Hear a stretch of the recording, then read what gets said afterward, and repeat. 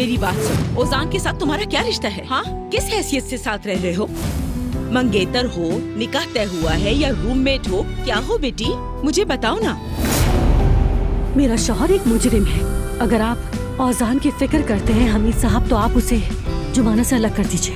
आपकी भी तो एक बेटी है ना, अगर जोया ऐसी कोई हरकत करे तो। मेरी बेटी का नाम अपनी जबान पर मत लाना। मैंने बॉम्ब की पिन निकालकर जुमाना के घर के आगे फेंक दी है। थोड़ी देर में तुम्हें धमाका सुनाई देगा।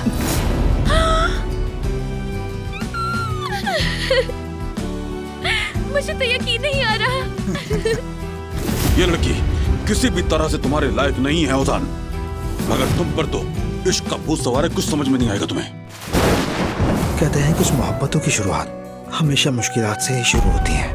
क्या तुम मुझसे शादी करोगी? हाँ,